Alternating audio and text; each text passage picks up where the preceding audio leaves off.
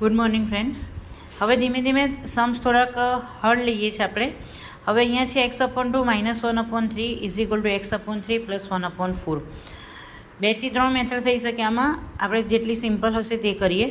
તો x/2 છે, આ બાજુથી x વાળું જે સ્ટેપ છે x/3 તેને ઇક્વલ ટુની આ બાજુ લઈ આવીશું એટલે -x/3 થઈ જશે. = 1/4 એના જ ઘરમાં છે. -1/3 ને રાઇટ હેન્ડ સાઈડ પર લઈ જઈશું તો +1/3. ફરીથી આવી ગયો 2 અને 3 નો એલસીએમ આવશે 6. 2 ને 3 વડે મલ્ટીપ્લાય કરીશું તો ઉપર આવશે 3x. 3 ને 2 વડે મલ્ટીપ્લાય કરીશું તો ઉપર આવશે -2x. = 4 અને 3 નો એલસીએમ આવી ગયો 12.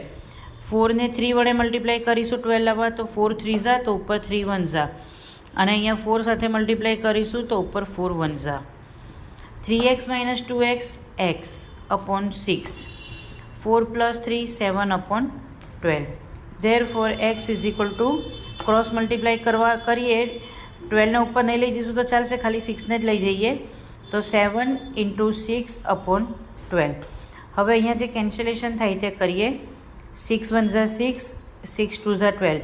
જે કોમન નંબર આવે છે તે નથી લેવાનું. 6 1 ઝા એટલે 6 કટ, 6 2 ઝા એટલે 6 કટ અને 2. તો આન્સર આવી ગયો ઉપર 7 1 ઝા 7/2. તો જ્યારે પણ આ રીતે અલગ અલગ ડિનોમિનેટરના દાખલા આવે ત્યારે તમારે સેમ વેરિયેબલને એકસાથે લેવાના, એલસીએમ કાઢી નાખવાનો અને ક્રોસ મલ્ટીપ્લાયની મેથડથી દાખલો સોલ્વ કરી દેવાનો. Thank you. વિડીયો ગમ્યો હોય તો લાઇક શેર જરૂરથી કરજો.